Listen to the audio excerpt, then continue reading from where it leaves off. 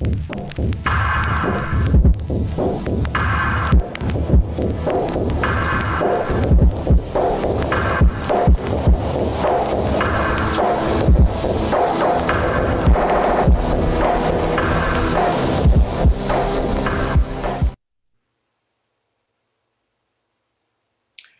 muchísimas gracias por estar en este seminario latinoamericano Niñez Reclutada.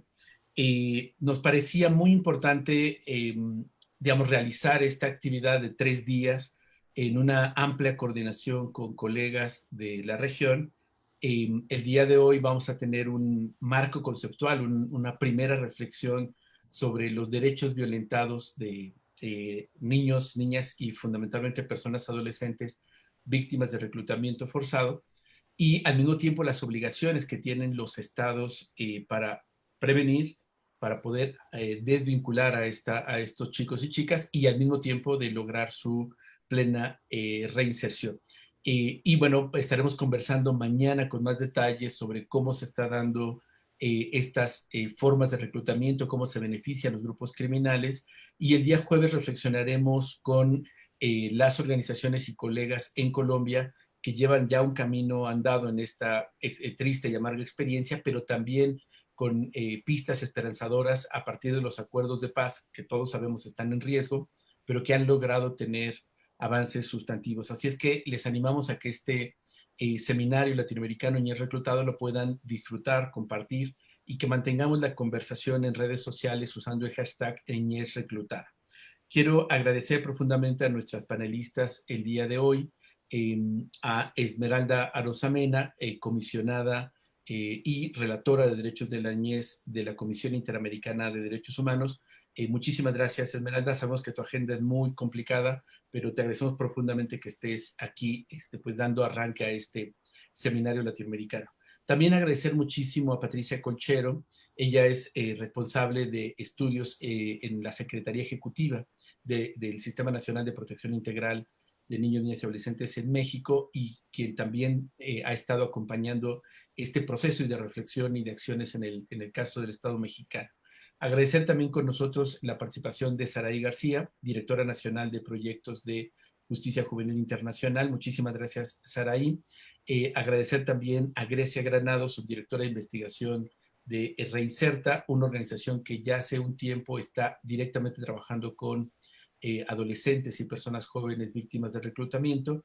Y agradecer muchísimo a Donías, de 17 años desde Guatemala, que nos acompañara con sus reflexiones de lo que él ve, de lo que está sucediendo en su entorno y claramente desde su propia experiencia en torno a la promoción de los derechos de niños, niñas y adolescentes. Y te agradecemos muchísimo, Adonías.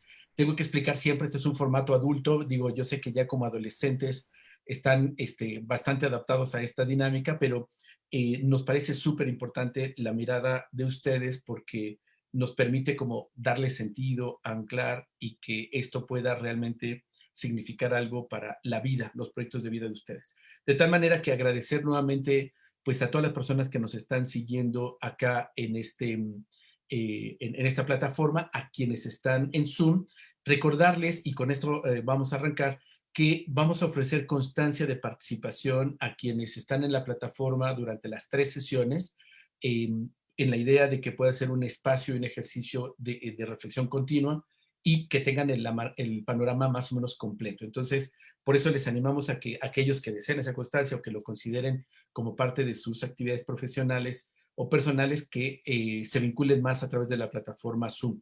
Y como lo hemos estado haciendo durante estas ya 15 semanas, estaremos transmitiendo en vivo a través de la plataforma Facebook. Así es que les agradecemos que estén acá, les invitamos a que usen la sección de preguntas y respuestas, está el chat, y bueno, vamos a tener espacio más a ratito para abrir el micrófono y conversar. Pues vamos a dar inicio y agradecer nuevamente a nuestra querida Esmeralda Arosamena y pues escucharte con tus primeras reflexiones. ¿Cómo enmarcas este seminario latinoamericano Niñez Reclutada? Esmeralda, muchísimas gracias nuevamente. Muy bien. Muy buenos días a todos y todas. Me complace muchísimo, Juan Martín, tú lo sabes, de poder tener este espacio. El COVID nos ha frenado en muchísimas cosas, pero no ha sido obstáculo para mantener nuestro compromiso de vigilancia, de poder estar pendiente de la satisfacción de los derechos de niños, niñas y adolescentes. Mi reconocimiento a Redim por todo el trabajo que por todos estos meses han estado haciendo, abordando de una manera integral la temática de los derechos humanos de la niñez. Mi reconocimiento también a mis compañeras participantes y compañeros y a los chicos y chicas que tengo que destacar la importancia que tiene, la relevancia que tiene su participación. Es un compromiso que la Comisión Interamericana de Derechos Humanos ha colocado para este año 2020 los espacios reales y permanentes de participación de los adolescentes y de la niñez, porque es desde su visión que tenemos que enfocar precisamente lo que representa la satisfacción de sus derechos. El tema, y también tengo que celebrar que es una jornada de 3 sesiones, lo que garantiza una amplitud para la temática, para poder tener esta visión holística que necesitamos, y hace posible que los participantes, que también tengo que agradecer el número importante de participantes que tenemos virtualmente, porque para la gente, para la población, para las organizaciones de sociedad civil, para las instituciones, para los estados, tener un espacio de reflexión en estos momentos es muy valioso. Así que también mi reconocimiento por la intensidad de esta jornada. El tema de reclutamiento, compañeros y compañeras. El tema de cómo proteger a chicos y chicas de esta forma que es quizás la más perversa en violación de derechos humanos. Porque la proyección del evento va, ¿cuáles son los derechos que se afectan? Se afectan los derechos en una multidimensión, porque empieza desde el derecho a la vida, en la que está precisamente en juego la vida del niño, la niña, el adolescente, que es reclutado forzosamente para... El reclutamiento nunca es para nada positivo. El reclutamiento es para hacer un daño. El reclutamiento es para violar derechos. Porque, a ver, partimos del derecho a la vida.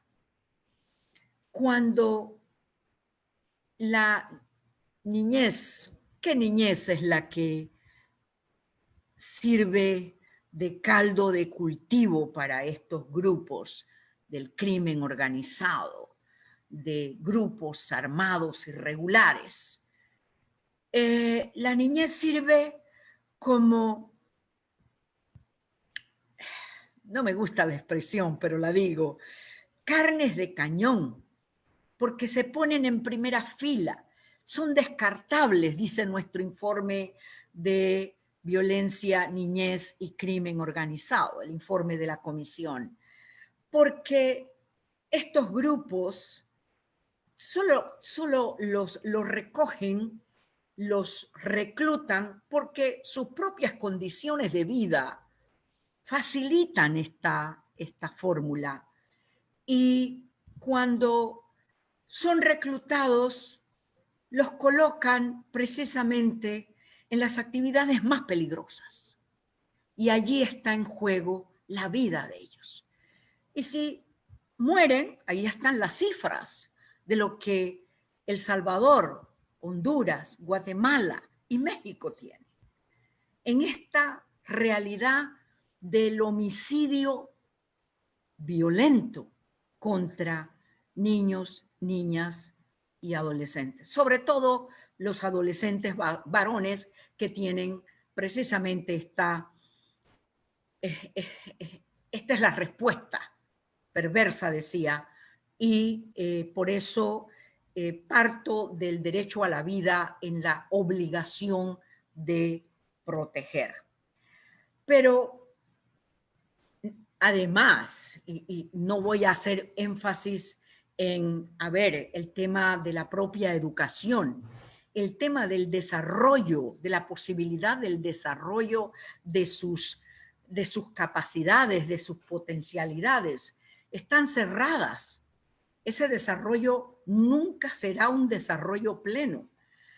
Y lamentablemente, para la institucionalidad, para los sistemas de protección, para los gobiernos, la realidad que viven los niños reclutados, los adolescentes reclutados, las niñas que tienen también una un particular impacto en sus derechos, que voy a entrar posteriormente en esto, pero la respuesta que el Estado, que la institucionalidad de protección de derechos, el sistema de justicia, a la hora de evaluar esta realidad de los chicos, adolescentes reclutados, es que, bueno, salta entonces un discurso político de la seguridad, del combate al crimen, que hay que combatirlo, por supuesto, pero en esa política pública de seguridad, los chicos reclutados, los chicos que se colocan precisamente en primera fila para la actuación delictiva, para la violencia, porque así los colocan estos grupos y son precisamente a quienes se les encarga las acciones más violentas. Entonces, la reacción institucional de la seguridad, ¿quiénes son? No, son sicarios. Una autoridad en algún momento en mi país llegó a decir, sí, pero es que son sicarios. Y como sicarios hay que sancionarlos. Entonces yo le preguntaba, ¿y quién los preparó para ser sicarios? ¿Quién? ¿Y usted sabe cuánto cobran? ¿O sencillamente están viviendo para comer, para recoger algo y poderlo proteger a su familia que está viviendo en una precariedad absoluta? Entonces, este contexto que he querido plantear, que es un contexto muy difícil, es un contexto cruel, con la pandemia, que quisiera hacer esta conexión, y las responsabilidades que tienen las instituciones en la protección de los derechos, la protección integral de los derechos de todos los niños sin exclusión alguna, y que para este grupo de la población de la niñez y de la adolescencia representa un factor de vulnerabilidad mayor, más grave. Júntelo usted con la situación de los migrantes, júntelo usted con la situación de los que retornados o en búsqueda del retorno, hoy lo que está pasando en frontera con Venezuela, y precisamente la organización, las organizaciones criminales que a quienes primero quieren capturar, recoger, es a los muchachos. Y hay que colocar además quiénes son. ¿Quiénes son esos chicos? ¿Son los chicos que están viviendo hoy con la pandemia? El impacto en sus hogares, el impacto en la vida de sus familias, el impacto económico. Se dice hoy, ya por estudios, de lo que va a representar 300.000 niños post pandemia que tendrán que buscar una manera de vivir. Y hoy están siendo precisamente reclutados para la actividad delincuencial continúa. La actividad delincuencial está aprovechando estos espacios en que el tema de la seguridad está concentrado en buscar respuestas. De allí la importancia que tiene. No sé, Juan Martín, cuánto tiempo. Tú sabes que después que empiezo a hablar, a mí el tiempo se me olvida y no miro el reloj. Lo disfrutamos enormemente. ¿Te parece si va cerrando, va redondeando? Ok, Muchísimas perfecto. gracias, querida Esmeralda. Por eso quería, precisamente porque esta responsabilidad del Estado tiene que visibilizar, como hemos analizado en otros sectores de la población de la infancia, pero tenemos que visibilizar este sector porque la Convención de los Derechos del Niño, los protocolos facultativos, tanto el del conflicto armado como el protocolo de venta y tráfico, hacen un énfasis en la inclusión del reclutamiento como una situación que obliga a los estados a tener las medidas adecuadas para la identificación de esta realidad, pero sobre todo para que la atención de los derechos de esos niños tengan realmente la respuesta que se requiere y que el tema judicial no se convierta en otra carga más a la vida de los muchachos, porque lo que quedan como delincuentes, quedan como personas que tienen que ser privadas de su libertad. Para las niñas, por ejemplo, todo el tema de trata y tráfico, lo que representa la protección integral de sus derechos.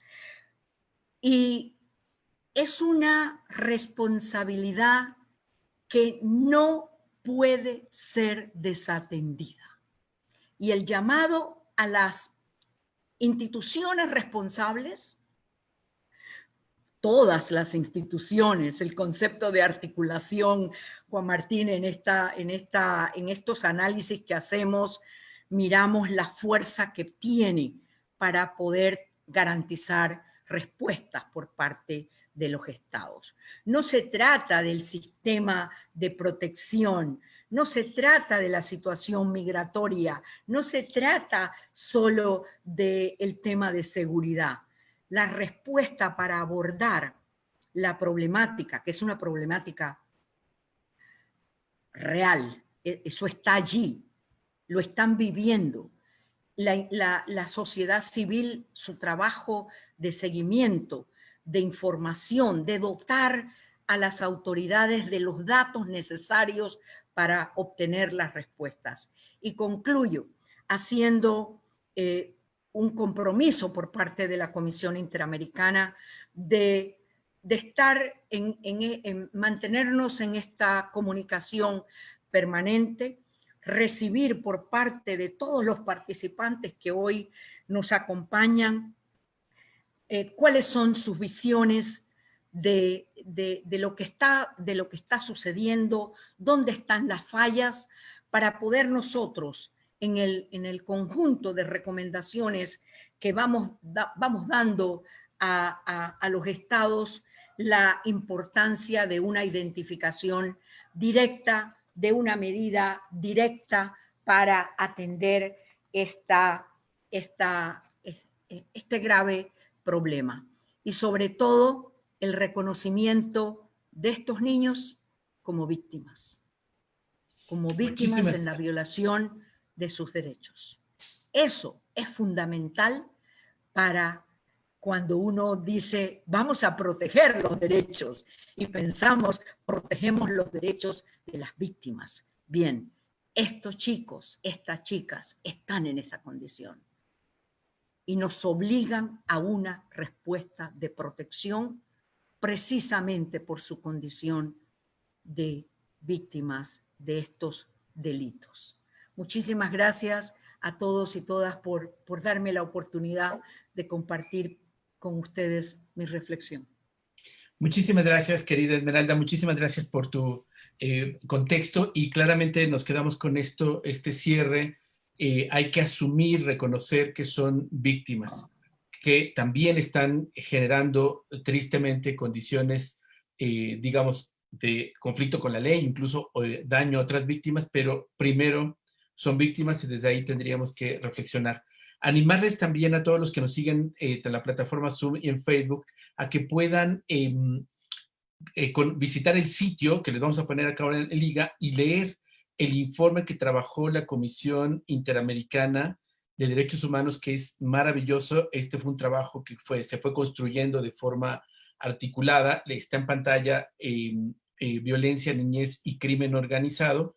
La ventaja y lo interesante de este ejercicio que la Comisión Interamericana realizó es que el resumen, o una dinámica bastante buena que permitiría a ustedes leer con más detalle, es este sitio interactivo. Entonces, solamente visitando el sitio ustedes pueden tener un panorama muy detallado de el análisis que ha hecho en las Américas. Así es que, bueno, se los compartimos ahora, está disponible, y muchísimas gracias, querida Esmeralda, por esta primera aproximación. Sabemos que tu agenda está complicada. Si tú puedes quedarte con nosotros sería fantástico, pero por favor siéntete con la libertad en cuanto tengas que retirarte, con toda confianza. Nuevamente, muchísimas gracias.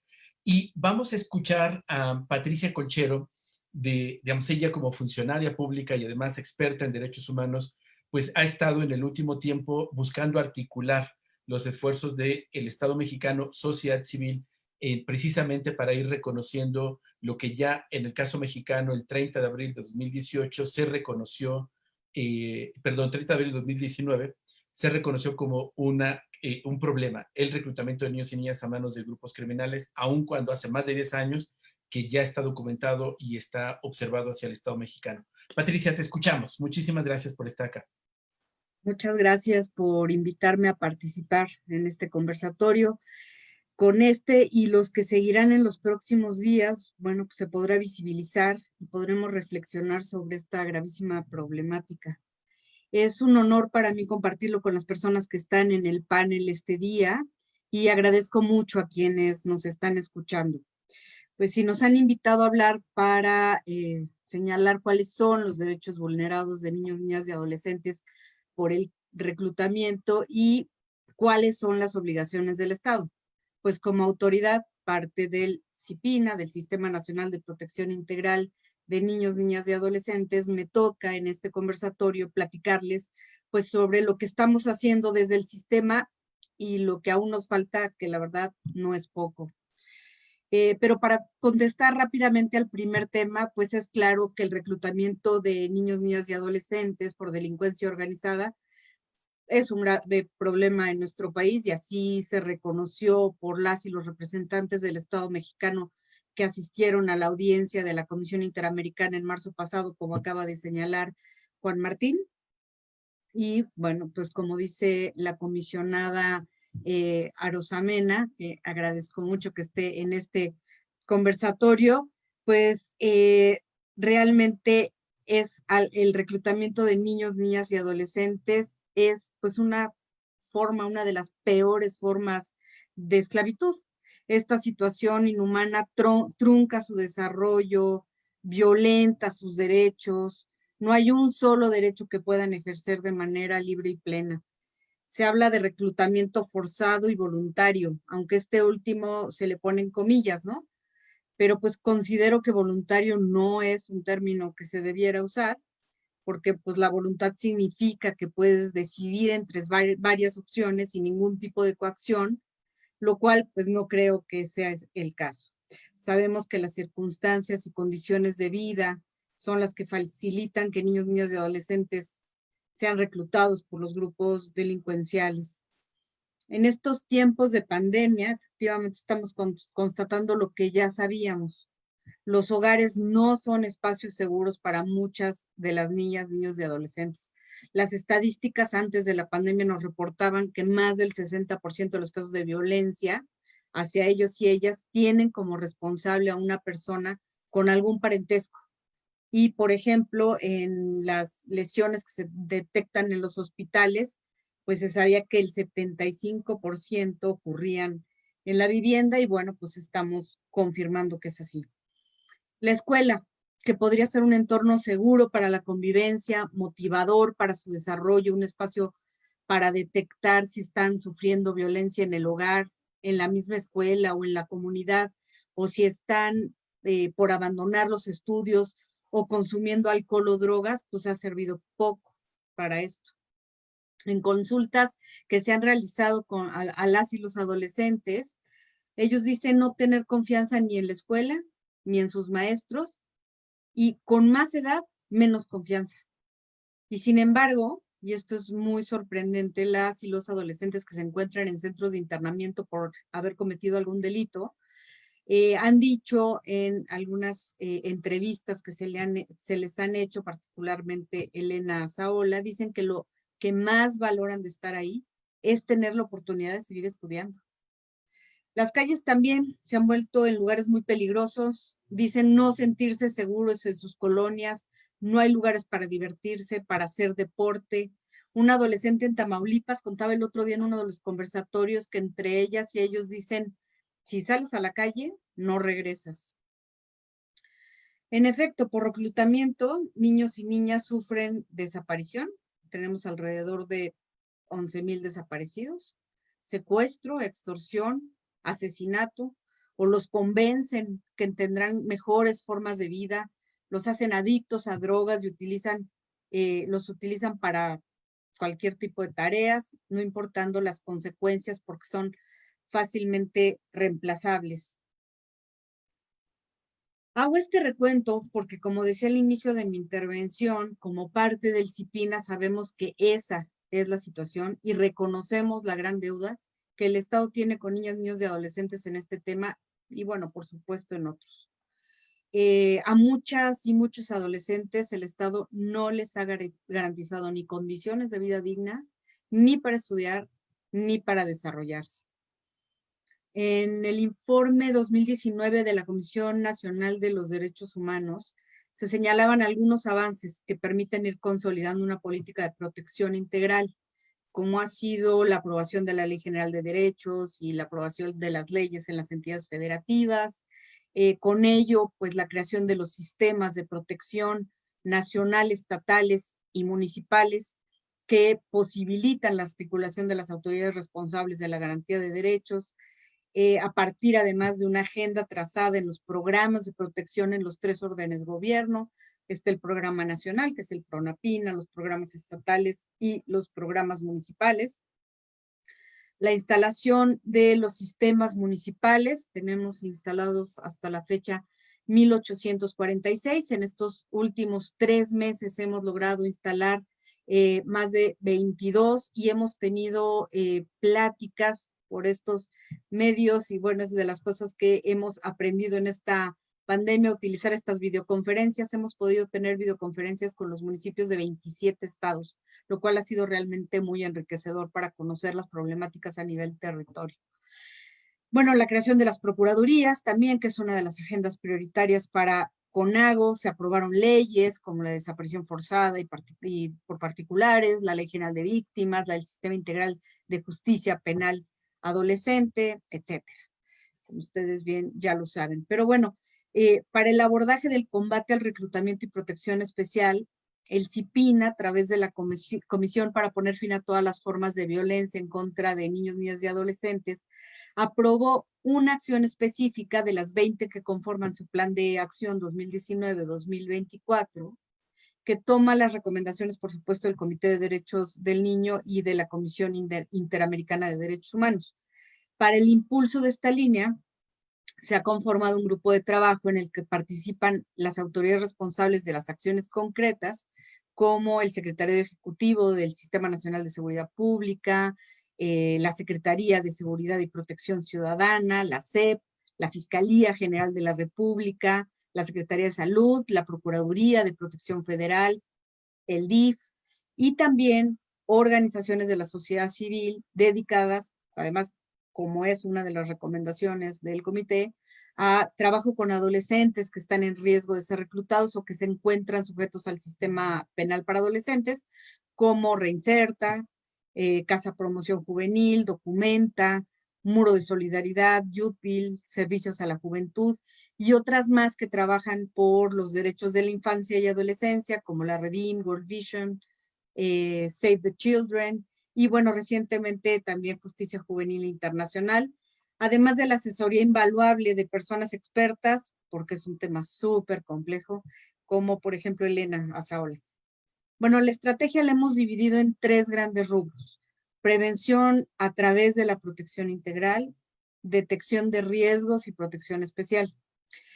En relación con la prevención y protección integral, desde el sistema y en coordinación con los sistemas estatales, estamos abordando los temas de educación para la paz, formación de cuerpos policiales, participación de niños, niñas y adolescentes, crianza positiva, embarazo infantil y adolescente, espacios públicos seguros, entre otros temas.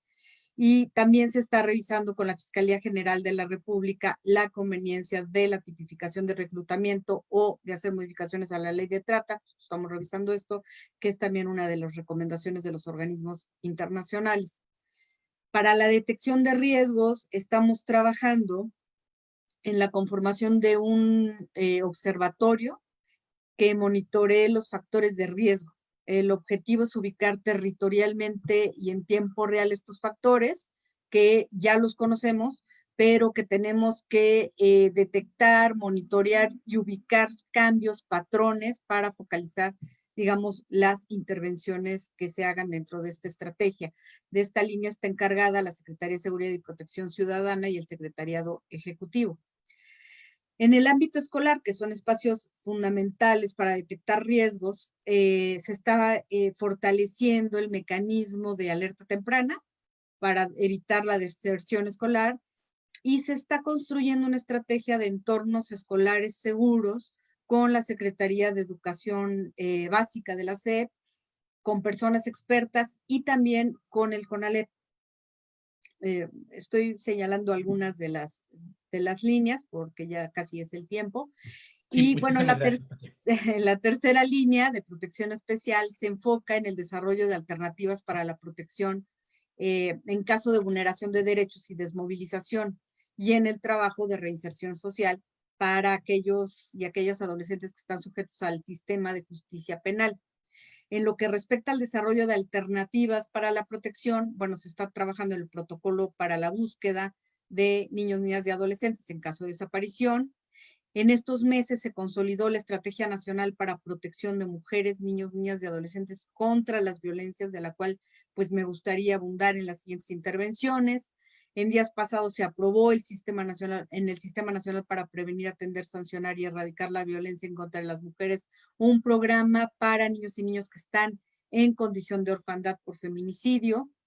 Y bueno, respecto a los adolescentes sujetos al sistema de justicia penal, nosotros como secretarias ejecutivas somos las secretarias técnicas de las subcomisiones de justicia adolescente en las entidades federativas, y estas subcomisiones que están integradas por todas las autoridades del sistema, de las autoridades especializadas, ¿no? Y en estos 3 meses también hemos logrado que 3 de las 5 que faltaban ya se pudieran instalar. También para finalizar, bueno, pues estamos teniendo diálogo con las conferencias o grupos nacionales de Procuración de Justicia, autoridades administrativas, para ver transversalmente estos temas. Bueno, para terminar, bueno, pues sabemos que el camino pues es muy largo, que tiene que ser sostenido, eficaz, que es fundamental la participación tanto de los organismos internacionales como de las organizaciones de la sociedad civil, que son grandes expertas en este tema. Y bueno, pues yo agradezco y dejaría aquí mi intervención. Muchas gracias. Muchísimas gracias, Pati. Pues claramente la presencia de grupos criminales en en todo el continente va avanzando. Ya hace mucho tiempo se está documentando y bueno, obviamente la pandemia profundiza esta capacidad de control territorial, de reclutamiento y pues hay que asumir que los estados al final están quedando pues no solamente rezagados, sino con bastante fragilidad. Agradezco, Pati, todo el trabajo que están haciendo, que tal y como lo planteas es un camino largo, pero se tiene que hacer, además, claramente por un tema de obligaciones legales. Queremos agradecer muchísimo a Saraí, ella es directora nacional de proyectos de justicia juvenil internacional, y nos interesaba muchísimo escuchar la mirada, Saraí, porque claramente este es un tema que, como ya apuntaba la comisionada Esmeralda, suele pasar rápidamente a la criminalización, a la búsqueda, dicen esta frase famosa de con todo el peso de la ley, pero no reconocerles, como cerró la intervención la comisionada, como víctimas que requieren un reconocimiento de esa calidad y cuando llegan al sistema de justicia juvenil, recibir la posibilidad de tratamiento, reinserción. Entonces, nos encantaría muchísimo escuchar, Saraí, tu reflexión desde Justicia Juvenil Internacional. Por favor. Muchas gracias. También, pues como todos, me siento muy honrada y agradecida de poder estar en este espacio y compartirlo con todos los demás ponentes y con Adonías, que nos acompaña desde Guatemala. Mucho gusto y qué bueno que podamos tener en estos espacios la voz de las personas adolescentes, ¿no? Tengo por ahí una presentación de PowerPoint que tengo entendido la van a compartir. Em, por una parte, les comento, sí, voy a compartir la visión desde el tema de justicia penal para adolescentes, pero también de manera personal, yo comencé mis esfuerzos en la protección de niños, niñas y adolescentes en el tema de apoyando a sobrevivientes de trata sexual. Entonces, eso me ha permitido tener pues una mirada un poquito más y también he trabajado con personas migrantes que llegan a territorio mexicano, que han podido llegar hasta Estados Unidos, que han regresado, etcétera.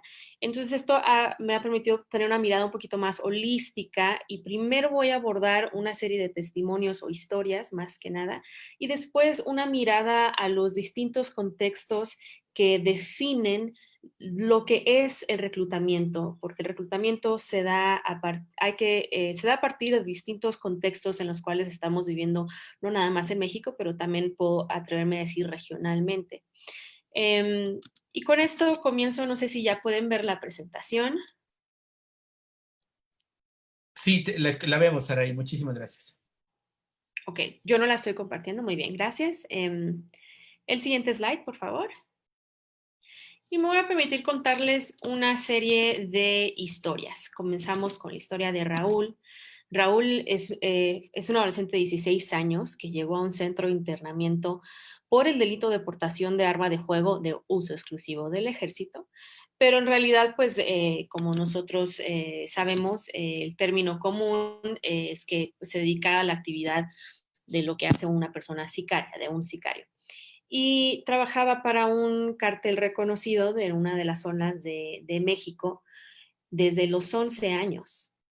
Y al igual que todos sus vecinos y amigos cercanos, una semana después de que es detenido y entra en internamiento, el grupo armado o el cártel mata a todos y cada uno de sus amistades, siendo él el único sobreviviente. Todas sus amistades estaban entre los 15 y 17 años al momento de su muerte. Al momento de que el cártel fue a buscar a Raúl a su casa y no lo encuentran, obviamente amenazan a su familia. La familia muy acertadamente, aún en las condiciones de vivir en pobreza, huyen a otro estado de la República y no vuelven a visitar a Raúl durante el tiempo que estuvo en internamiento. Raúl salió del internamiento, se reunió con su familia y trabaja en un negocio familiar. Su estatus es una reinserción exitosa. No sé si podemos pasar al siguiente slide, por favor. Esa es la historia de Raúl. El siguiente, por favor. Hugo es un adolescente de 16 años que emigró de un estado del Golfo de México a otro estado en la zona pacífica, huyendo de su hogar atrapado por un grupo delictivo. Él fue detenido por el delito de portación de armas exclusivas del ejército. Por su elección, no quiso que su familia lo visitara en el centro de internamiento durante el tiempo que estuvo ahí. Y al salir, pudo regresarse a vivir con ellos y en este momento ahorita está estudiando. Hugo tiene un estado de reinserción.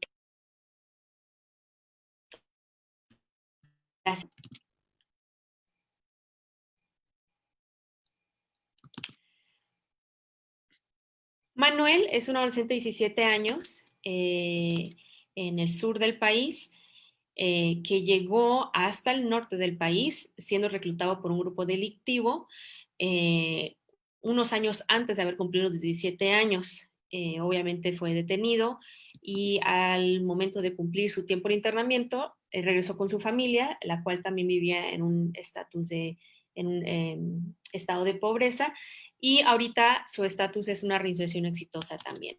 Rosa es una adolescente de 15 años que ya tenía un bebé de 2 años al momento de su detención.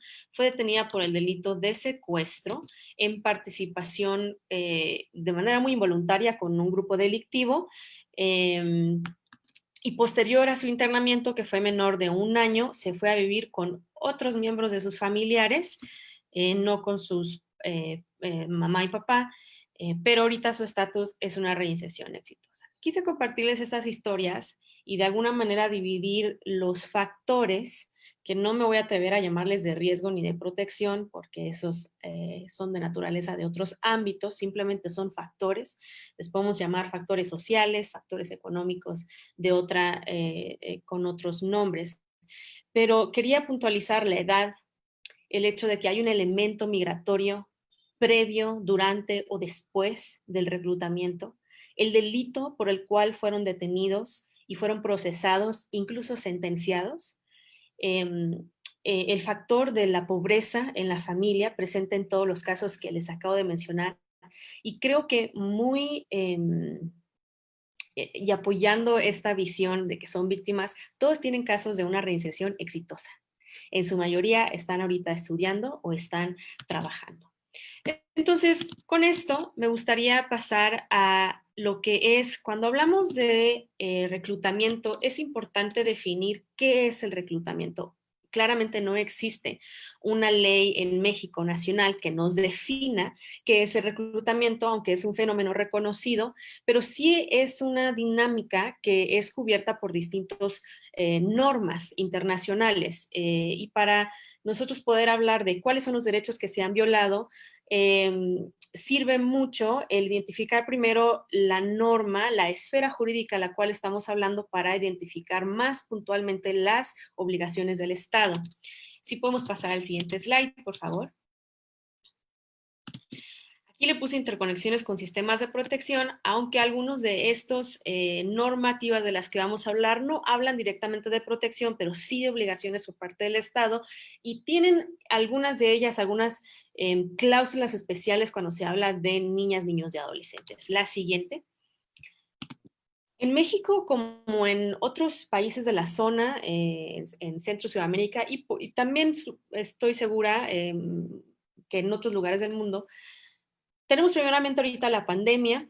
Voy a hablar de lo que es el crimen organizado y también el desplazamiento forzado interno. ¿Por qué? Porque estos son cuestiones que ahorita, a excepción de la pandemia, que es relativamente reciente, son contextos en los cuales vive nuestra niñez y adolescencia, de los cuales los diversos factores que los han llevado a ser reclutados provienen o de un contexto de un desplazamiento forzado o del contexto de vivir rodeado de una situación donde hay un crimen organizado. Y es importante comprender cómo se dan estos fenómenos y cómo hay una discriminación en cómo afecta a la población en general.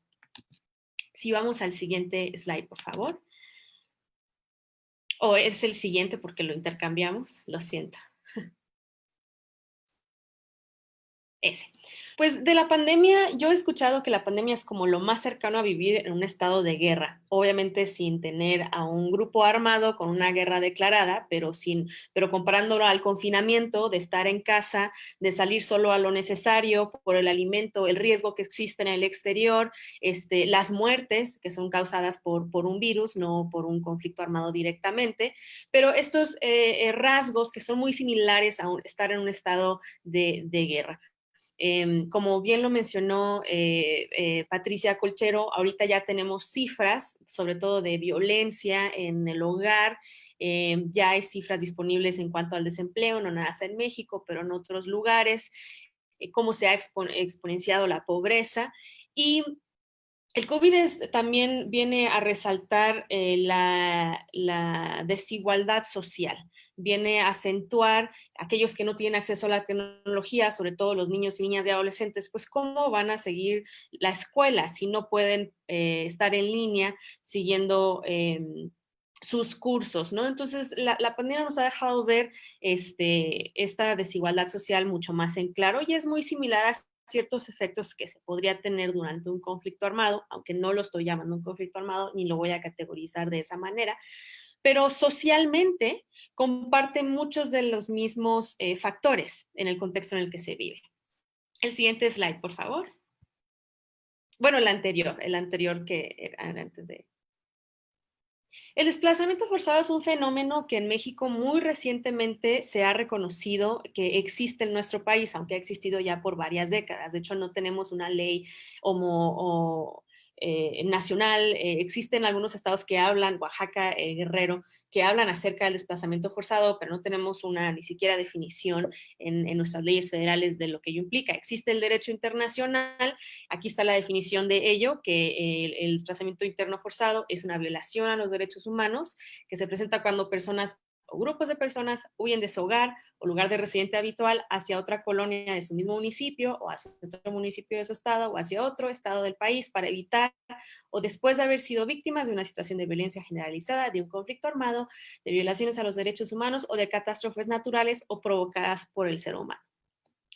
Bueno, en este contexto se evidencia la vulnerabilidad de las personas que están forzadas a desplazarse internamente en su país, sin cruzar fronteras. Esta vulnerabilidad afecta principalmente a las mujeres y a las niñas adolescentes o adolescentes mujeres. Tenemos también el problema de que no existe una legislación nacional que pueda brindar una protección específica o incluso un plan de reparación o restitución de derechos para las personas que se desplazan forzadamente al interior del país.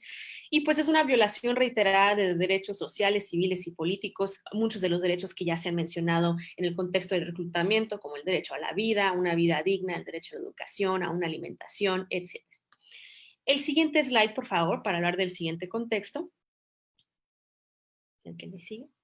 Bien, este es un tema un poquito controversial, no lo quiero hacer controversial, voy a decir de una vez, no intento categorizar el crimen organizado como un conflicto armado al interior del país. Esas discusiones se dieron principalmente durante la administración del presidente Felipe Calderón y en la mayoría de esas discusiones se concluye que no se vivió en lo que se conoce en el derecho humanitario como un conflicto armado interno. Sin embargo, sí me quiero permitir mencionar algunas de las similitudes, porque eso de nuevo evidencia los factores para el reclutamiento de niños, niñas y adolescentes. En un conflicto armado y el crimen organizado existen fronteras invisibles. Los carteles tienen sus territorios muy definidos. Existe un pago de suelo o una extorsión o un impuesto de guerra en cuanto a la niñez, sobre todo en los casos que vimos, las amenazas a las familias o incluso para asegurar la seguridad de una familia puede incluso hasta dar a alguno de sus niños, niñas y adolescentes a cambio de una seguridad y luego estos delitos a veces son tipificados como trata, pero realmente no lo son. Los niños, las niñas y los adolescentes son mano de obra en ambos casos y el reclutamiento se da de una manera no voluntaria. En el derecho humanitario, pues las protecciones y tampoco por eso me atrevería a clasificar esto como un conflicto armado, porque incluso hasta nuestras garantías cambiarían, ¿no? Y la dinámica, estaríamos ahí tratando de identificar quiénes son militantes, quiénes no, etcétera, y no es el punto. El punto es que el modo de reclutamiento es muy similar al que se da en un crimen, nada más por la naturaleza de vivir en un país con un crimen organizado, al del conflicto armado, donde entra el derecho humanitario. Bajo el derecho humanitario tenemos la garantía, o se busca la garantía de un trato humano, que el reclutamiento no sea de menores de 15 años y la exclusión de una responsabilidad penal a las personas menores de 15 años que se les obliga a cometer delitos durante un conflicto armado. La inmediatez del traslado a zonas seguras de los niños y las niñas, y el derecho humanitario lo habla de una inmediatez para más seguras. Y la atención humanitaria siempre va a estar acompañada por lo que se acentúa, que es una de las desventajas el no ver el crimen organizado en México como el conflicto armado, porque no existe esta cuestión de la inmediatez. En la atención humanitaria siempre se va a ver, bueno, es lo que el protocolo indica, que se atienda de manera inmediata la salud, la educación y la alimentación, ¿no? En un contexto donde existe el crimen organizado, pues es crear políticas públicas, que sean establecidas bajo todas las administraciones, y es un proceso un poco más lento. No sé si podemos ir al siguiente slide, por favor.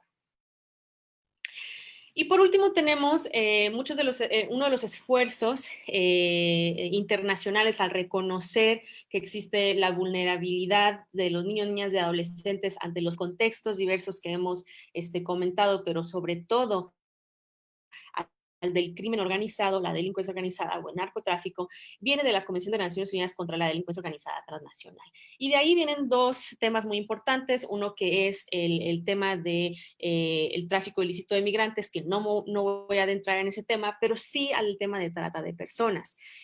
¿Por qué? Porque la ley de trata en México, muy claramente en el artículo 10, en su fracción 7, habla acerca de ciertas protecciones que se le pueden proporcionar a las personas adolescentes cuando han sido reclutadas para cometer hechos ilícitos bajo la tipificación del delito de trata, por supuesto.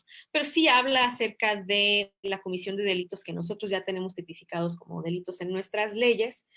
En la experiencia que nosotros tenemos trabajando en los estados y en la estadística, yo hasta el momento no me he topado con ningún adolescente que no haya sido vinculado al proceso, por ejemplo, por haberse encontrado que es víctima del delito de trata y ha sido reclutado y forzado a cometer estos delitos. Entonces, ante toda esta problemática, ya no tengo más slides, podemos remover la presentación. Mi intención con esta intervención es principalmente pintar los diferentes contextos a los cuales se enfrenta la niñez y la adolescencia en México, antes de poder hablar de, por supuesto, muchas de las violaciones de sus derechos son muy obvias, el de la vida, a la educación, al desarrollo, a la familia, a la seguridad, a que su integridad sea preservada, etcétera.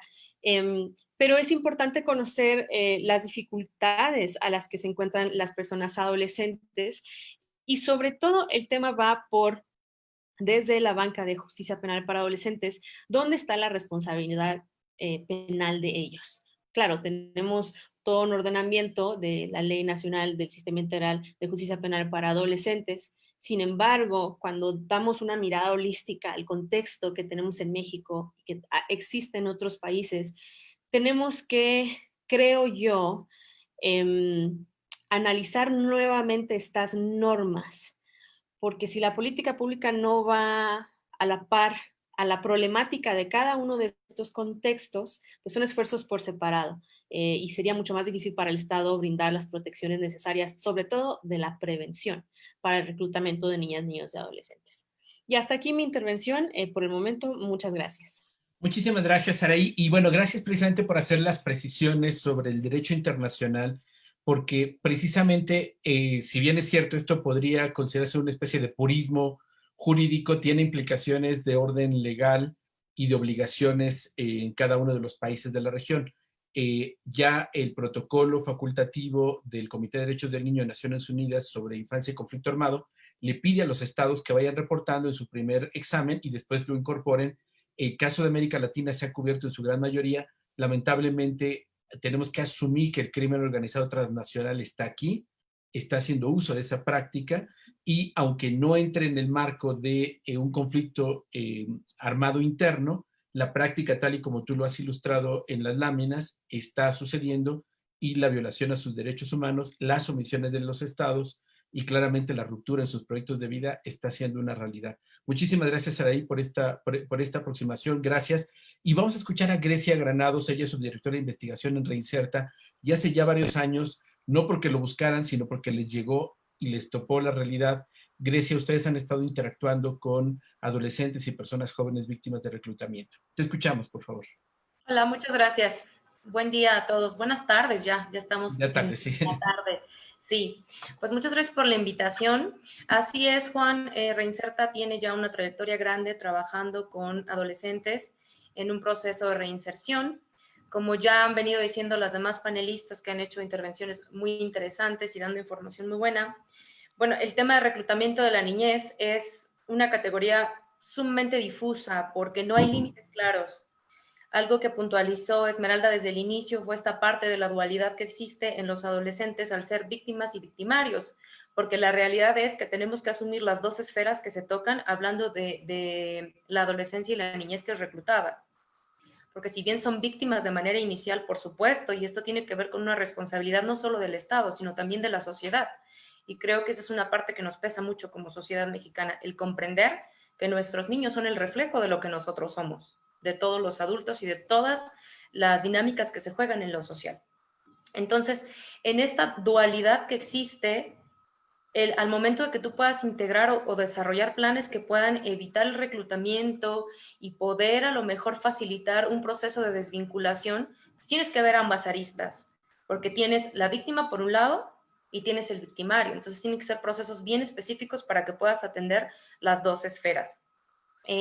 Además hablamos, bueno, de un grupo etario con factores de vulnerabilidad que se conjugan mucho, o sea, tenemos condiciones de las propias personas en desarrollo que son, ya con eso, ¿no? Empezamos con esta cuestión. Después tenemos que tomar en cuenta la parte del adultocentrismo en el que nos basamos como sociedad mexicana, o sea, ahora me da mucho gusto que aparte en muchos de los webinars en los que he estado o he podido ver, bueno, ya tenemos participación de adolescentes, ¿no? Es bien importante escucharlo desde ahí, porque son ellos los que están viviendo, pero al final las leyes, la legislación, los programas, todo se hacen a través de la visión del adulto. Entonces, ahí es un punto importante que tendríamos también que tomar en cuenta las autoridades cuando están trabajando con toda esta construcción de política pública. Tenemos un contacto constante con la criminalidad, o sea, aquí desgraciadamente es que ya nadie en la sociedad mexicana nos salvamos de eso, ni en la capital, o sea, ya lo vimos con el atentado la semana pasada. Factores económicos, factores de violencia, desarticulación familiar, que a colación de este seminario, bueno, si lo conjugamos con la pandemia por COVID-19, las cosas se complejizan aún más, porque se recrudecen estas situaciones económicas, o sea, todos estos niños que sus padres eran quizá comerciantes o que los descansaron en el trabajo. Además, podríamos irnos a lo mejor a un supuesto un poco extremo, pero al final que es factible, que es que los cuidadores primarios mueran a causa de la enfermedad. Y entonces, ¿quién se va a hacer cargo de estas niñas, niñas y adolescentes? Ahí hay una ventana súper grande para la delincuencia organizada, porque entonces, al quedarse solos, al no tener quien vea por ellos, pues van a ser material disponible, ¿no? Como bien lo decía Esmeralda, no son frases ni conceptos que nos gusten, pero al final, y desgraciadamente, esa es la forma en la que los utiliza la delincuencia organizada. Bueno, aunado a esto, tenemos que entender la parte multifactorial del crimen organizado, es decir, que para poder hablar de manera adecuada del reclutamiento de niñas, niños y adolescentes, se tiene que comprender la complejidad de lo que es el crimen organizado, que todos a lo mejor comprendemos de manera coloquial como pues un grupo permanente que se dedica a cometer delitos, ¿no? Pero dentro de todas las características que hay en el crimen organizado, tenemos una que salta particularmente cuando se habla de niñas, niños y adolescentes y el reclutamiento, que es la característica de captación y cómo se convierte en un estilo de vida para aquellos que forman las filas del crimen organizado. Porque entonces ahí hay un concepto de identidad bien fuerte que cuando se habla de adolescencia pesa mucho. Porque hablando de adolescencia tendríamos que entender que se está conformando el ser humano. Entonces, yo me voy a identificar con mis pares y con aquellos que están a mi alrededor y significan algo para mí. En ocasiones hay niñas, niños y adolescentes que el único referente que tienen son las personas del grupo del crimen organizado. O sea, hay una cuestión como de cohesión familiar que se tiene que atender también, porque entonces la identidad, veo que algunas preguntas que nos hace las personas que nos están viendo, que nos están haciendo el favor de ver, es esto, o sea, ¿qué pasa con la familia? ¿Cómo se conjuga la familia? ¿Cuál es el apoyo que tiene el adolescente si la familia no lo visita? Es que ahí está otro problema grave, ¿no?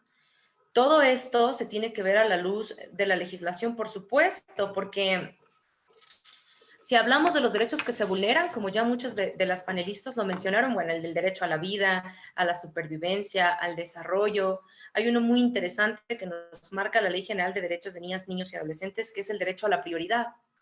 Entonces, la prioridad que tienen estos niñas, niños y adolescentes de que el Estado tome acciones contundentes, articuladas, que realmente tengan un efecto en el mundo de facto.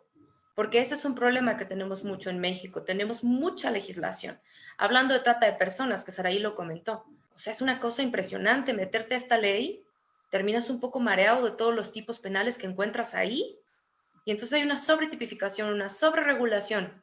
Y luego, o sea, ¿cómo lo aterrizo? ¿Cómo lo llevo a lo fáctico, al mundo real?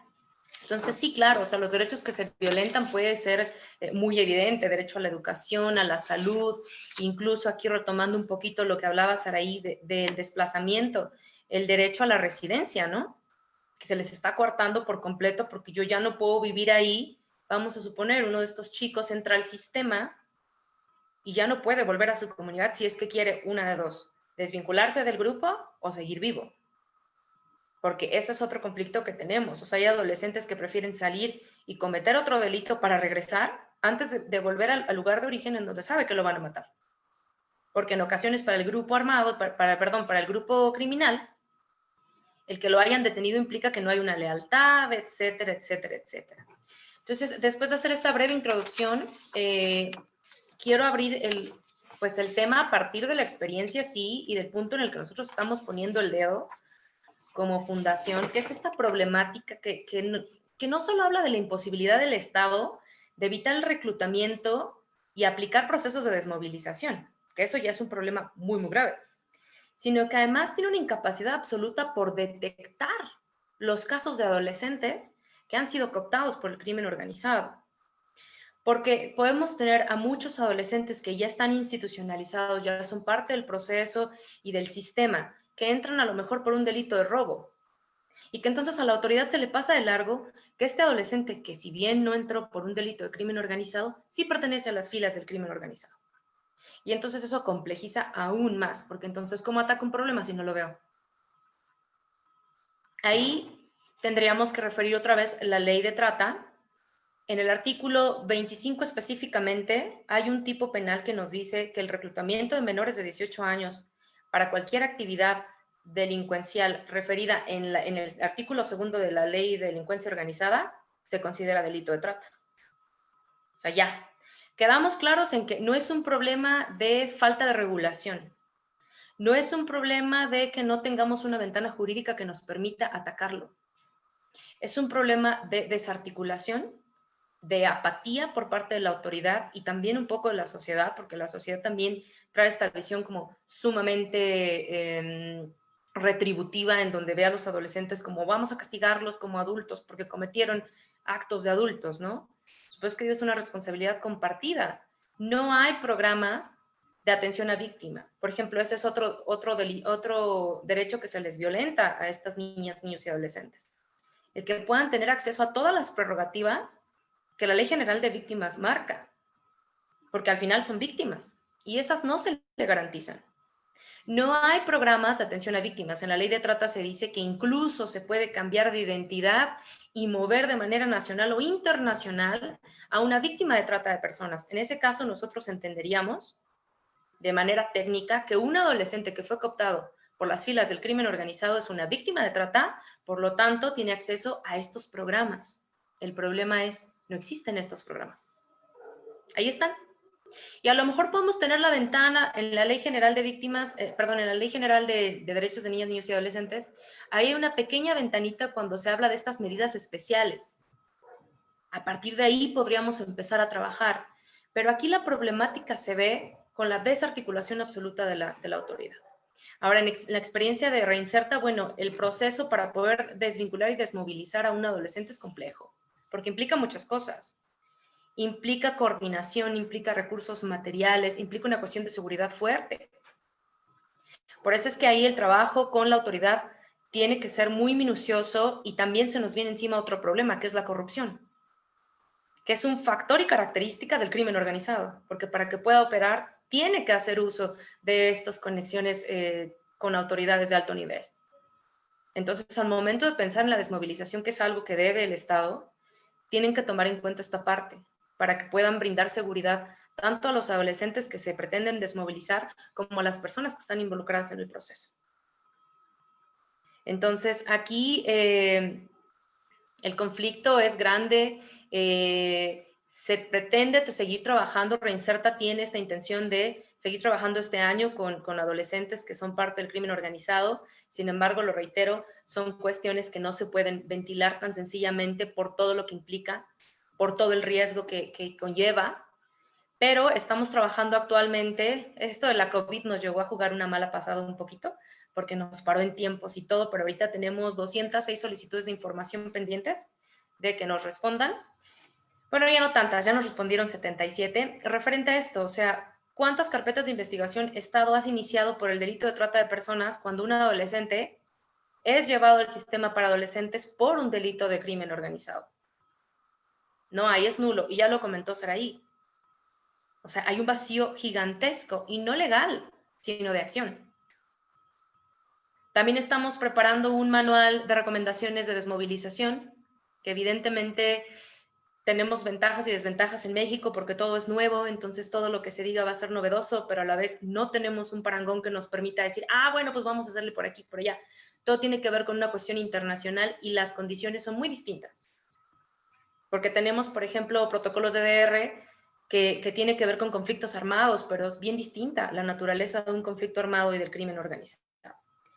Entonces, tratando de cerrar, pues es eso, es una necesidad de articular de todas las aristas, no nada más aventarle la responsabilidad a la autoridad, sino comenzar a ver cuál puede ser nuestra participación desde la sociedad civil, desde las autoridades, desde la escuela, que ya también lo comentaba Esmeralda en su momento y Patricia, que estuvo hablando de todo lo que está haciendo el CIPINA.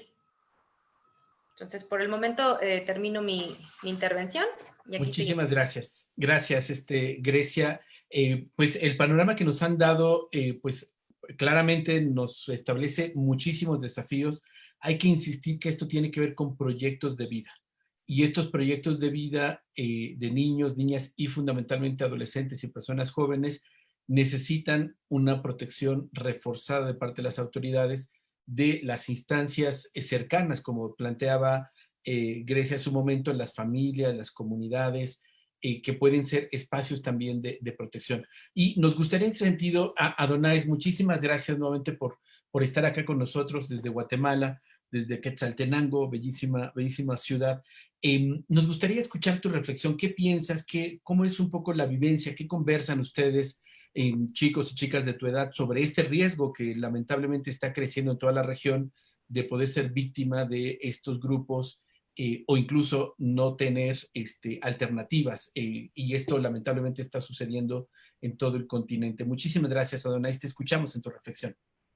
Buenos días, gracias a ustedes por invitarme. La verdad, estos talleres son de mucha ayuda, ya que en países, como ustedes conocerán, en países latinos, la influencia entre los niños, adolescentes y el Estado es muy poca. Bueno, en relación en violencia y en el caso de reclutamiento de maras, en el caso de Guatemala es un poco más al ver el nivel económico. Las maras, por supuesto, ofrecen unos sistemas económicos más fáciles y más viables para los niños y adolescentes. También en el aspecto de salud, en el aspecto de seguridad, perdón. La seguridad, en el caso, como hemos visto, la violencia en Latinoamérica ha ido creciendo con las cosas del narcotráfico. Aparte de esto, los vacíos legales que existen por parte de los estados de no dar seguridad ni justicia a los niños y niñas y adolescentes es muy grande. Tenemos que tomar en cuenta que el narcotráfico, al extenderse, ha venido a traer tanto violencia como lo que es una necesidad económica mayoritaria, porque cada vez en los países de Latinoamérica, tanto por esta pandemia, han ido sufriendo desastres económicos muy grandes. No sé, yo hoy tengo una presentación, no sé si la podrían Y mostrar. un momentito, nos ayudan. Ya, gracias. Eh, Siguiente, por favor. La siguiente. En Guatemala las maras inició en los años 80. No sé si podríamos pasar a las siguientes. En la siguiente. La siguiente, por favor. Bueno, ¿qué les ofrecen las maras en un país tercermundista? Ya vimos la seguridad. ¿Por qué? Porque las maras te ofrecen, te dicen, te damos seguridad, puedes hacer lo que quieras, te damos nuestra seguridad, pero siempre teniendo en cuenta que tienes que respetar la jerarquía. Eso es algo muy importante. Y ahí también puede ser violentado el derecho a la vida, ya que si uno no cumple con lo que ellos quieren o con lo que se va a hacer, ellos te pueden venir y decir, te quitamos la vida o de un solo darte un balazo y se acabó. La siguiente, por favor. La siguiente, por favor. La siguiente, por favor. Si pueden pasar. Bueno, ahí está. Ha crecido tanto las muertes violentas en niños y adolescentes. Este es un pequeño gráfico que fue presentado por Ciprodeni ante los datos dados por INACIF. Las muertes violentas en niños y adolescentes en Guatemala en 2017. Es cierto, los datos no son tan actualizados, pero recordemos que tanto nuestro Instituto de Estadística acá en Guatemala es muy deficiente. No tenemos el conteo total de lo que vamos a la fecha. Y ahí dice que estos son de muertes violentas. Fueron 9 personas decapitadas, fueron 48 estranguladas, 100 ahorcadas, 66 por arma blanca y 712 por armas de fuego. Estas fueron personas, niños y adolescentes entre 0 y 19 años. ¿Qué ha hecho el Estado? El Estado en el caso de Guatemala tiene muchas procuradurías, oficinas municipales y muchas organizaciones en atención a la niñez y adolescencia, pero lastimosamente no tienen ni los medios suficientes ni la capacidad para atender todas, tanto en el ámbito de ayuda social como en el ámbito penal. En Guatemala existe la ley de protección a la niñez y adolescencia, donde dice que el Estado está en la obligación de proteger a los niños ante estas maras y también de ayudar a los niños en conflicto con la ley penal, por lo cual se creó el juzgado de primera instancia de niñez y adolescencia en conflicto con la ley penal, el cual viene y dependiendo de la situación legal que tengan los niños, dicen, bueno, lo mandamos ya hacia una cárcel o hacia un centro de rehabilitación, pero lastimosamente estos centros de rehabilitación están en muy mal estado, que en vez de rehabilitar a los niños y adolescentes, lo que están haciendo es simplemente mantenerlos ahí hasta que cumplan la mayoría de edad y poderlos trasladar a una cárcel mayor. En la siguiente, por favor. La siguiente. No sé si pueden pasar a... bueno. ¿En qué utilizan las maras a los niños y las niñas? Bueno, las violencias en las pandillas de Guatemala están usando a los niños de 6, 8, 10, 12 años para transportar desde drogas hasta armas de fuego y cometer otros actos delictivos. Según investigaciones dadas por el Ministerio de Gobernación, han dado que los asesinatos han hecho los adolescentes y niños desde 11 hasta 19 años. Las maras los han utilizado para asesinar o para cometer los actos delictivos sin ensuciar a mayores o a las personas que tengan un mayor vínculo en estas organizaciones. Siguiente, por favor. Los derechos que se le violentan. La niñez y adolescencia están violentados en el derecho a la educación, ya que en algunos casos las maras les quitan el derecho a que ellos puedan ser educados, o incluso al tener dinero muy fácil y muy rápido, ellos pierden el interés en una educación y superarse. El derecho a la salud. En la salud pública, en el caso, ellos pierden el derecho y muchos mueren.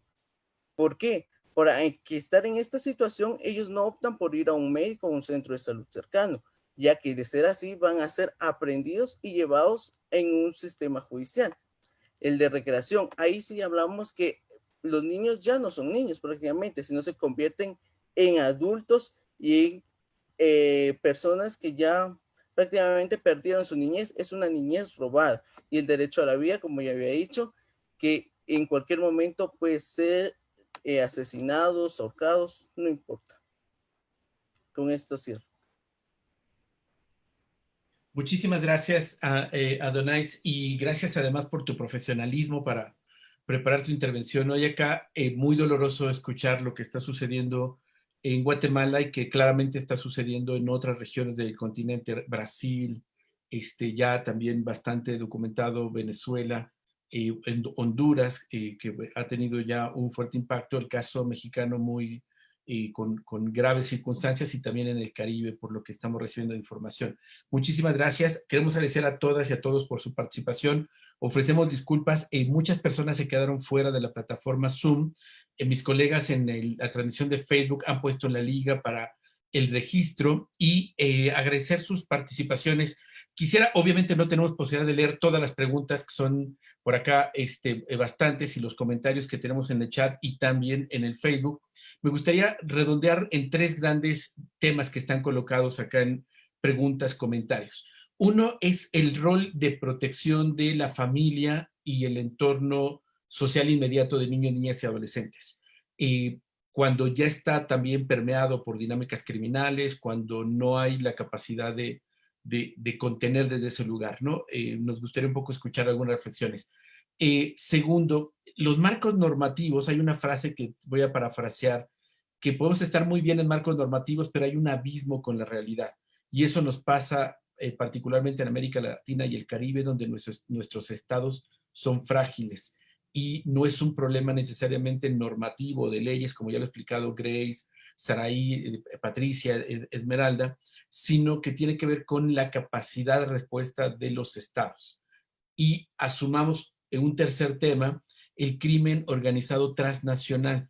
O sea, esto ya no es un tema de una región, de un país, esto ya tiene una connotación mayor que demanda, como lo plantea la Comisión Interamericana en su informe temático, una respuesta articulada. Y obviamente creo que, y con esto les animaría a que podamos ir pensando en sus conclusiones y reflexiones finales, tiene que ver con cómo nos articulamos, cómo lo pensamos en varias capas, lo que le toca a los estados y gobiernos, autoridades, que tenemos que seguir exigiendo, lo que las comunidades, las familias, las iglesias, los entornos en territorio pueden ayudar y hacer, y también claramente la capacidad de agencia y de identificación de riesgos y cómo responder desde las personas adolescentes y personas jóvenes. Y como se ha reflexionado Adonais, hay elementos también que tienen que ver con esta posibilidad de tener seguridad.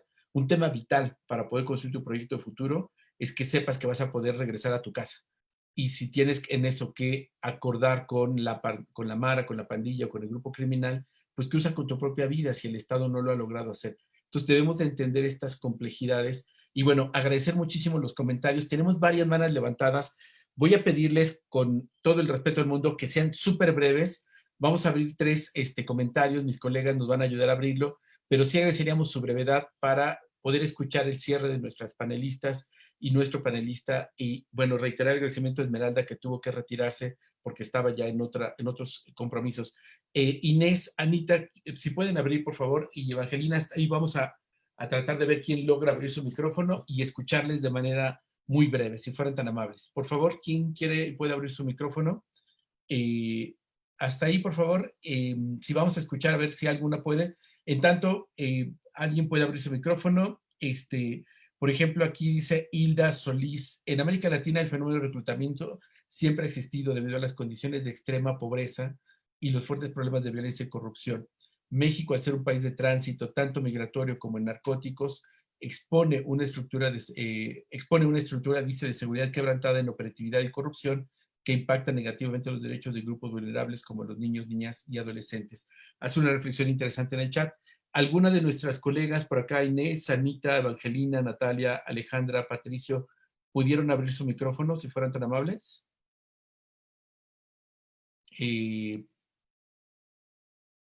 A ver, no sé si pudieran abrir su micrófono. ¿Les escuchamos? ¿Yo? Sí, ya tiene abierto el micrófono Jorge Luis. Sí. Desde Sinaloa, un lugar asolado por el reclutamiento. Te escuchamos, Jorge Luis. Sí, muchas gracias, Jorge Luis Sánchez Atondo, de Zipina, Culiacán, aquí en Sinaloa, México. Saludos a los panelistas. Realmente es un tema muy amplio y complejo a la vez. Sin embargo, yo quiero nada más hacer un breve análisis desde mi concepción hacia lo que se viene manejando en este tema. Voy a leer así nada más rápido algo que escribió Claude Lévi-Strauss cuando habla de la noción de identidad hacia la infancia. Dice: la noción de identidad no se sitúa en una sola encrucijada, sino en más de una. Interesa a todas las disciplinas e interesa también a todas las sociedades. Voy a esto, a la cuestión de la socialización desde el concepto de la infancia, ya que en el entorno en que estamos viviendo, pues sí, de cierta manera se ha naturalizado tanto esta parte de la violencia que ya las niñas, los niños viven un proceso casi idéntico en esa socialización de la parte que se naturaliza en la violencia. Es algo tan manejado así como apoderamiento infantil, en el sentido pues peyorativo de la expresión. No es ejercido por el mismo niño con los semejantes, sino que también se expande sobre los adultos. Y de ahí vienen una serie de situaciones que hoy realmente lo vivimos crudamente, ¿no? El tema da para mucho más, es un tema Muchísimas gracias. granditos. Muchas gracias. Gracias, Jorge Luis.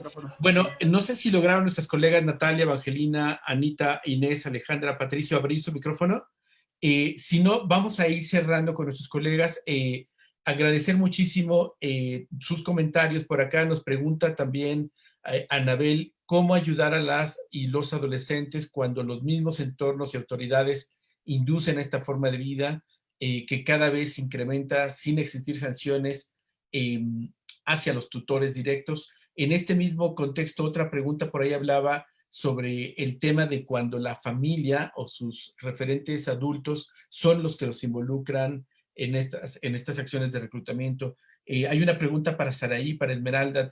Daniela, tengo una situación de violación de garantías a una menor a nivel internacional. Si pueden ayudarme. Bueno, esto podríamos checarlo ahora. Este es un tema distinto, de una sustracción. Lamentamos mucho, Daniela, esta situación y hay que buscar la integridad de tu pequeña.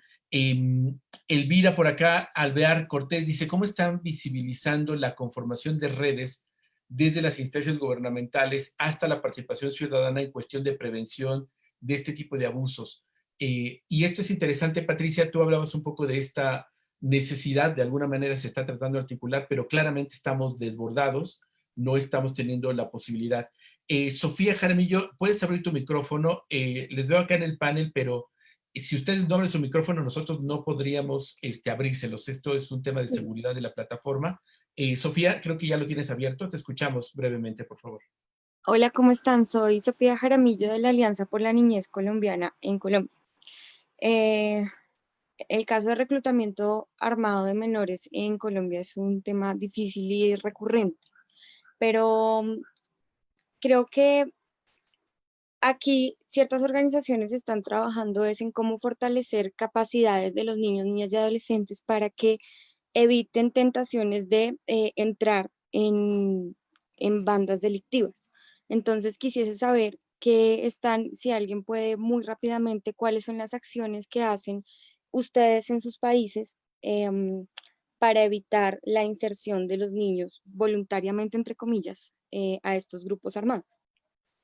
Muchísimas gracias, Sofía. Fuerte abrazo hasta Colombia. Vamos a recordarles que el día jueves vamos a tener una mesa específica sobre lo que está sucediendo en Colombia, porque han tenido avances importantes. Por supuesto, hay grandes desafíos y te agradecemos muchísimo, Sofía, esta pregunta. Pues si les parece, vamos a ir cerrando y escuchando su reflexión. Y pues me gustaría, si por favor, ya ni recuerdo el orden, discúlpeme, creo que era Patricia Saraí. Patricia. Patricia, empezamos contigo. Esmeralda se disculpa con todas y todos ustedes, como les comenté, tienen otro conversatorio más tarde, la Comisión Interamericana, quienes puedan sumarse a las 3 de la tarde, hora en México, sobre trabajo infantil, un diálogo con organizaciones.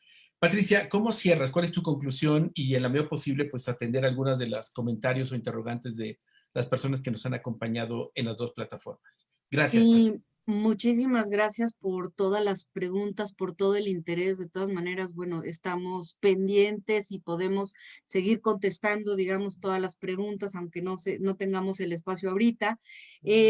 Bueno, tratando de contestar algunas de las preguntas, ¿cómo evitar, por ejemplo, esto de la inserción? Bueno, pues justo lo que estamos tratando de focalizar en esta estrategia que estamos desarrollando es a partir de los factores que ya conocemos que pueden facilitar, digamos, el reclutamiento de niños, niñas y adolescentes, nos parece importante, por ejemplo, trabajar con las familias, con estas familias con las que aún se puede hacer un trabajo sobre qué significa la crianza positiva, cómo se tiene que ir ayudando al desarrollo de niños, niñas y adolescentes según sus etapas.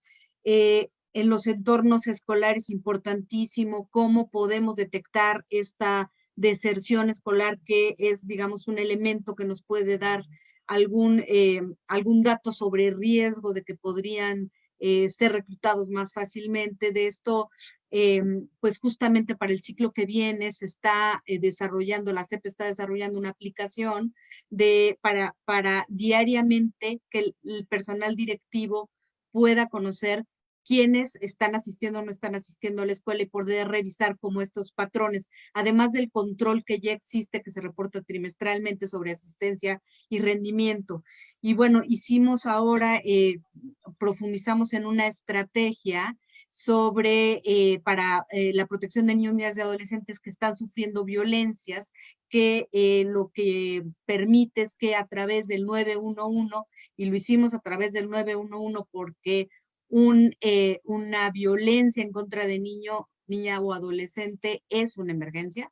Entonces, a través del 911 ustedes pueden denunciar. Alguien preguntaba si soy docente, ¿no? Y es súper complicado porque luego me meto en problemas con los padres, ¿no? Se entiende perfectamente, pero a través del 911 se puede canalizar y estamos haciendo toda una red justamente y un protocolo de coordinación de las autoridades responsables de esta protección para cada uno de los tipos de violencia. Entonces, ya pronto se va a publicar, se va a aprobar y se va a publicar este protocolo, y estamos hablando mucho de esta estrategia. Ahorita no me puedo, digamos, no puedo abundar sobre ella, pero bueno, pues es una de las respuestas que si estás viviendo un tipo de violencia, puedes, digamos, recurrir. Decía, ¿qué hago con una familia que esté involucrado en el crimen organizado? Ahí la persona necesita de una protección especial, por supuesto. Entonces, lo que hay que hacer es canalizarlo a las procuradurías de protección. Estamos haciendo muchísimo trabajo para el fortalecimiento de las procuradurías. Las agencias mismas de la ONU han apoyado mucho en esto y, bueno, pues estamos ellas mismas son parte de esta estrategia nacional que les cuento. Las redes, sí, las redes estamos haciendo una red súper interesante con organizaciones expertas en los temas que están trabajando en territorio, que están apoyando esto, pero bueno, no olvidemos, bueno, y también aquellos que trabajan en los temas de derechos humanos, pero no olvidemos que están los sistemas municipales. Es importantísimo utilizar esa red. Esa red es la que articula todas las autoridades responsables de la protección de niños, niñas y adolescentes, y bueno, también a nivel internacional, ahora con el Instituto Interamericano del Niño, estamos en una red ya con los países de América para poder revisar y monitorear y hacer estrategias específicas sobre qué está pasando con nuestros niños, niñas y adolescentes. Y, por ejemplo, en el tema de migración, este es un tema fundamental. Ya para terminar, decir, bueno, es un tema súper complejo, tenemos que hacer un trabajo fuertísimo en el corto, en el mediano y en el largo plazo, porque además es un tema multifactorial. Tenemos que dar una protección integral, además de la protección especial, no lo lograremos si no podemos garantizar los derechos, ¿no? Hay que focalizar además, entonces para ello pues estamos haciendo este observatorio, ¿no? Para sí focalizar muy bien nuestras acciones. Y bueno, pues creemos que con el conjunto de estas acciones y con el apoyo de todas estas instancias, incluso la Comisión Interamericana, por supuesto, un gran referente y una gran aliada de los organismos internacionales, podremos ir poco a poco dando de resultados y haciendo pasos concretos. Pues yo me quedaría aquí, Juan. Muchísimas gracias, Patricia. Sin duda, el gran desafío es la articulación en distintos planos. O sea, cómo tejemos redes a favor de la infancia en el entorno familiar, comunitario, con las instituciones y entre países. No tenemos que perder de vista que esto es un tema transnacional. No es un asunto, agradecemos muchísimo. Colegas nos están planteando que están viviendo lo mismo en Perú, zonas rurales, los cárteles en Colombia, o sea, hay bastantes temas. Nos acaba de contar Adonais lo que está sucediendo en Guatemala con las maras. O sea, este es un tema que está sucediendo en todos los espacios de América Latina y el Caribe, y por eso la importancia de ponerlo en la mesa, reconocer dónde están las pistas. Claramente asumimos que estamos desbordados, que los estados no están respondiendo a ello, pero necesitamos precisamente desde las y los ciudadanos comenzar a exigir y hacer acciones que construyan y comiencen a tejer estas redes a favor de niños, niñas y adolescentes. Saraí, ¿cuál sería tu conclusión en este primer día de este seminario latinoamericano? Seguiremos contando con las reflexiones durante estos 3 días, pero hoy, ¿cómo estarías cerrando tu reflexión? Tu micrófono, por favor, Saraí. Pude ver la inquietud de las personas que nos acompañan sobre cuestiones ya más prácticas, ¿no? El qué hacer. Ok, bueno, hemos dado ya algo del marco normativo, de algunas estrategias del gobierno, esta recomendación de que sea de manera coordinada, sí, pero el público en general necesita cosas más tangibles que ellos puedan incluso involucrarse, ¿no? Yo les dejaré nada más con 3 reflexiones. 1, sí es complejo, es multidimensional y de alguna manera nos toca a todos, hasta la sociedad le toca una parte, no nada más de niñez reclutada, pero niñez cuyos derechos han sido violentados.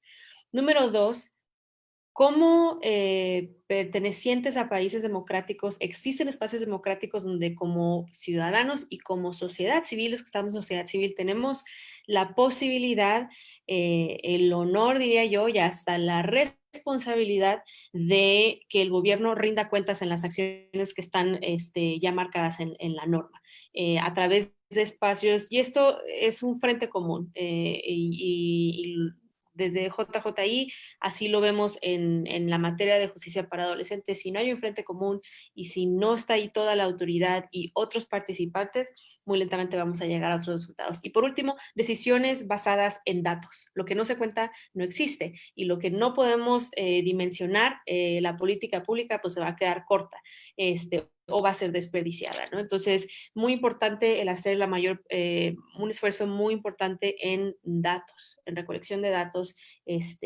para atender cualquier problemática en cuanto a niñez y adolescencia. Y con esto cierro. Muchas gracias, Juan. Muchísimas gracias, Sara, y gracias por esta, sobre todo muy importante lo último que planteas. Necesitamos evidencia y datos para medir qué tanto avanzamos o cómo va creciendo esta grave situación contra niños y niñas. Grecia, ¿cuál es tu reflexión en este primer día? ¿Cómo cierras esta? Y agradecer muchísimo porque nuestras panelistas han estado interactuando con ustedes aquí en la plataforma Zoom, y agradecer a nuestro equipo, Verónica y Christopher, que están atendiendo en Facebook. Por favor, Grecia, te escuchamos. Gracias. Rapidísimo voy a responder 2 preguntas, muy breve. Nos preguntaba Liliana Romero que cómo puede participar o cómo se pueden hacer vías de acción desde la ciudadanía.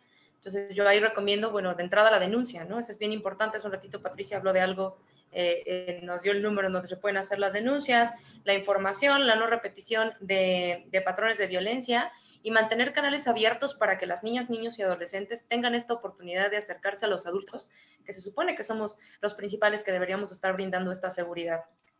Y por parte de, no alcanza a leer el nombre, pero acá en los mensajes me preguntaban, ¿no? ¿Cuál es el nivel del fenómeno? O sea, ¿cómo sabe el Estado cuál es el nivel del fenómeno y cuántos niños hay reclutados? No hay cifras.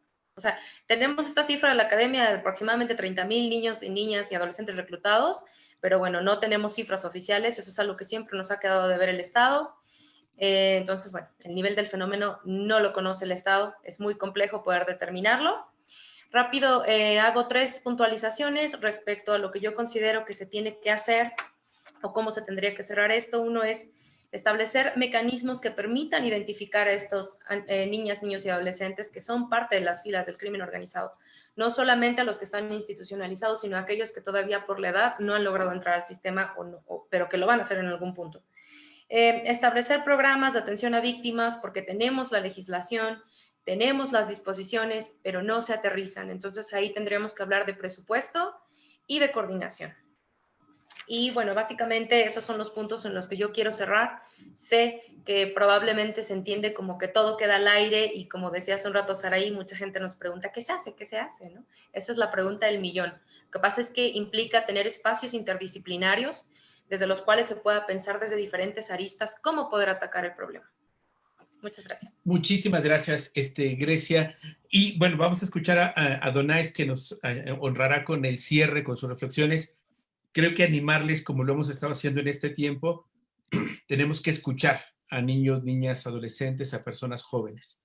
Y creo que eso es una de las primeras cosas que podemos, que están a nuestro alcance, que no cuestan, que no dependen del gobierno, que no dependen de otro lugar, más que de nosotras y nosotros. Y significa también que tenemos que hablar de la violencia, de la crisis de derechos humanos que tenemos en toda la región y claramente pasar a la acción en lo que está a nuestro alcance en el ámbito familia, escuela, autoridades. Tenemos mucho que hacer.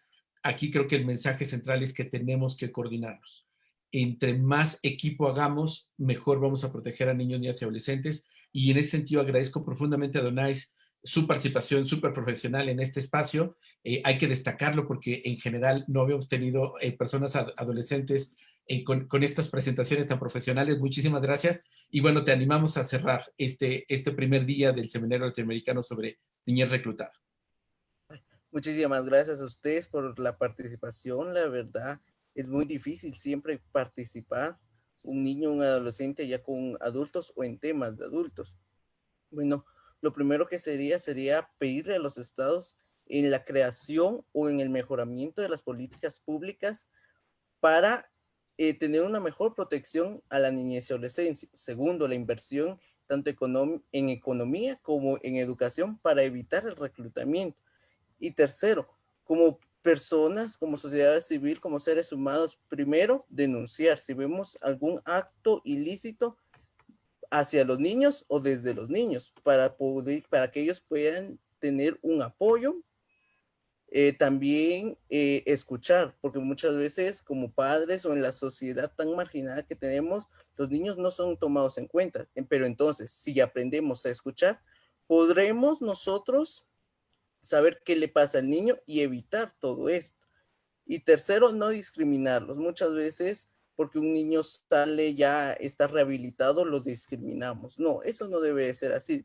Al contrario, en vez de ser discriminado, tenemos que apoyarlo y ayudarlo a que su inserción en la sociedad sea muy fructífera. Eso sería.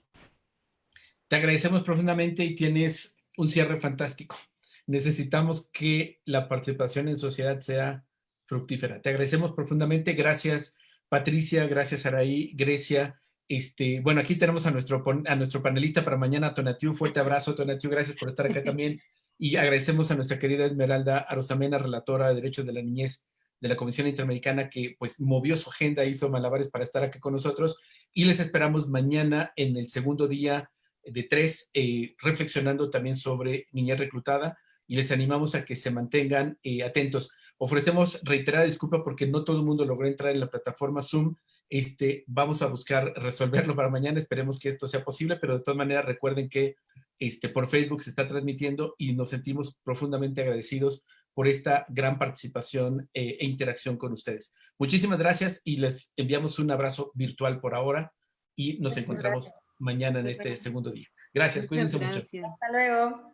Gracias. Hasta luego.